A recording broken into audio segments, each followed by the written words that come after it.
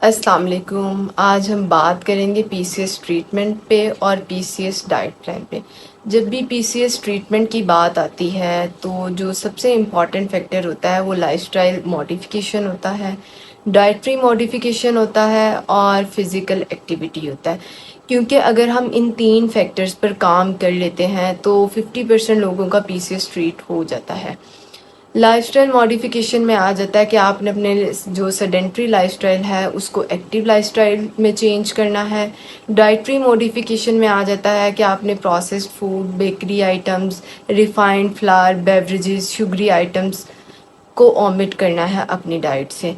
और physical activity में आ जाता है कि 30 टू 40 मिनट्स आपने डेली कोई सी भी फिज़िकल एक्टिविटी जिसमें रनिंग हो सकता है, जॉगिंग हो सकता है, वॉकिंग हो सकता है, स्विमिंग हो सकता है, ये आपने डेली बेसिस पर कंटिन्यू करनी है। अब बात कर लेते हैं उन फूड ग्रुप्स की और उन फूड्स की जो कि आपने बिल्कुल अवॉइड करने हैं पीसीएस के दौरान। इसमें टॉप ऑफ द लिस्ट है डेयरी प्रोडक्ट्स। डेयरी प्रोडक्ट्स में दूध और दूध से बनी हर चीज़ आपने पीसीएस के दौरान अवॉइड करनी है। इसके अलावा चिकन और चिकन बेस्ड प्रोडक्ट्स आपने बिल्कुल अवॉइड करनी है। आपने रिफाइंड फ्लावर अवॉइड करना है, मतलब सफ़ेद आटा और सफ़ेद आटे की बनी हर चीज़, चाहे वो घर में बनी है या बाज़ार की बनी है, ये हर चीज़ आपने बंद करनी है। इसके अलावा आपने बेवरेजेस बिल्कुल बंद करनी है और आपने सोडास का इस्तेमाल बिल्कुल बंद करना है। फिर जो चीज़ इम्पॉर्टेंट है वो ये है कि आपने फ़िज़िकल एक्टिविटी अपनी रूटीन में इनकॉर्पोरेट करनी है। अब बात कर लेते हैं हर्ब्स की जो कि आप पीसीएस के दौरान इस्तेमाल कर सकते हैं। इसमें आ जाता है दालचीनी, ज़ीरा, अदरक, मोरिंगा। इन चीज़ों का इस्तेमाल आप रॉ फॉर्म में भी कर सकते हैं, किसी भी रेसिपी में भी कर सकते हैं और आप इनका कहवा बनाकर भी ले सकते हैं। इसके बाद आ जाता है कि आपने पीसीएस में कॉम्प्लेक्स कार्ब्स लेने हैं, मतलब रिफाइंड चीज़ों को बिल्कुल ओमिट करना है, जैसा कि मैंने आपको पहले बताया है।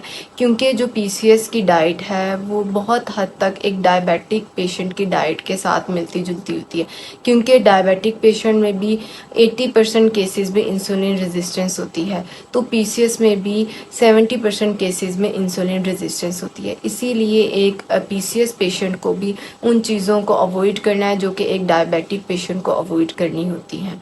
अच्छा, आपने कॉम्प्लेक्स कार्ब्स लेने हैं। इसके अलावा आपने प्रोटीन का इस्तेमाल कर सकते हैं मॉडरेशन में, और आप हेल्दी फ़ैट का इस्तेमाल कर सकते हैं।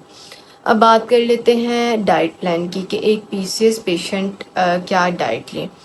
सबसे पहले सुबह उठते ही आप 1 कप नीम गर्म पानी का इस्तेमाल करें, जिसके साथ आप अपने सीड साइकिलिंग के सीड्स लें अकॉर्डिंग टू द फेज़, कि आपका मेंस्ट्रुअल साइकिल का कौन सा फ़ेज़ चल रहा है, उस फेज़ के अकॉर्डिंगली आपने सीड्स सेलेक्ट करने हैं, जिनका ज़िक्र मैं पिछली वीडियो में कर चुकी हूँ।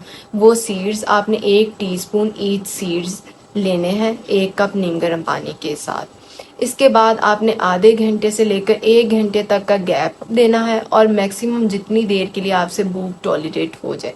फिर आपने करना है ब्रेकफास्ट। ब्रेकफास्ट में आप 1 से 2 अंडों का इस्तेमाल कर सकते हैं, बॉयल करके भी आप एग ले सकते हैं और आप ऑमलेट भी ले सकते हैं। अगर आपने ऑमलेट लेना है तो आप 1 टीस्पून ऑलिव ऑयल में ऑमलेट बना सकते हैं। इसके साथ आप 1 ब्राउन ब्रेड का स्लाइस इस्तेमाल कर सकते हैं।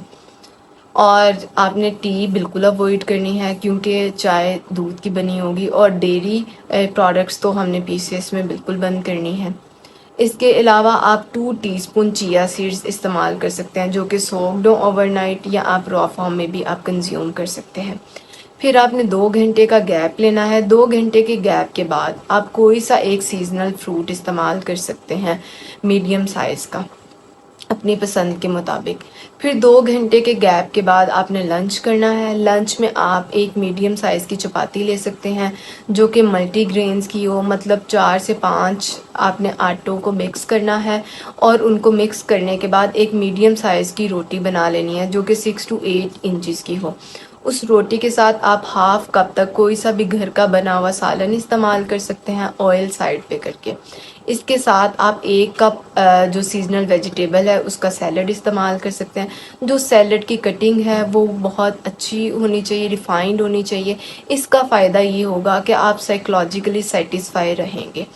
और 1 कप सैलड का इस्तेमाल करना है। सैलड आप 1 कप से ज़्यादा भी इस्तेमाल कर सकते हैं। सैलड से आपको सेटिस्फेक्शन होगी, फीलिंग ऑफ फुलनेस आएगी। और इसके साथ आप मिंट पेस्ट इस्तेमाल कर सकते हैं, हाफ़ टी स्पून। फिर 2 घंटे का आपने गैप लेना है। 2 घंटे के गैप के बाद आप 1 कप कोई भी हर्बल टी इस्तेमाल कर सकते हैं। जो मैंने आपको इंग्रेडिएंट्स पहले बताए हैं, जैसा ज़ीरा है, दालचीनी है, अदरक है, इनमें से किसी एक प्रोडक्ट की आप टी इस्तेमाल कर सकते हैं 1 कप। फिर 2 घंटे के गैप के बाद आप अपना डिनर कर सकते हैं। डिनर में आप 100 ग्राम तक लीन प्रोटीन इस्तेमाल कर सकते हैं। उसके साथ आप 1 कप सीजनल वेजिटेबल का सैलड लें। अगर आपको कोई एब्डोमिनल रिलेटेड इश्यूज़ हैं, जैसे एब्डोमिनल डिस्कम्फर्ट है, फ्लैचुलेंस है, डायरिया है, कॉन्स्टिपेशन है, या गैस वगैरह का इशू है, तो आप जो रात वाली सैलड है इसमें लेमन ऐड कर सकते हैं। और 1 लेमन आप स्क्वीज़ कर सकते हैं सैलड पे। और लेकिन अगर आपको ये सैलड सूट कर जाता है तो आप विदाउट लेमन भी इस सैलड को कंटिन्यू कर सकते हैं। इस प्लान के बाद 2 घंटे का आपने गैप लेना है। 2 घंटे के गैप के बाद आपने 1 कप नीम गर्म पानी लेना है और उसके बाद आपने 30 मिनट्स की एक वॉक करनी है। आप वॉक भी कर सकते हैं और कोई सी फ़िज़िकल एक्टिविटी आप कंटिन्यू कर सकते हैं अपनी चॉइस और अपनी रूटीन के अकॉर्डिंगली। इस प्लान को हर वो लोग फॉलो कर सकते हैं जिन्हें पीसीएस के अलावा और कोई अंडरलाइंग इशू नहीं है। वो लोग जिनको पीसीएस के अलावा और कोई अंडरलाइंग इशू है, जैसे हाइपरटेंसिव हैं या डायबिटिक हैं या कोई कार्डियक इशू है या कोई जेनेटिक इशू है, तो वो लोग इस प्लान को फॉलो ना करें। ये बेहतर है कि वो अपने हेल्थ एक्सपर्ट से कंसल्ट करें, अपनी जो हिस्ट्री है और अपने जो डायग्नोसिस है और अपने हेल्थ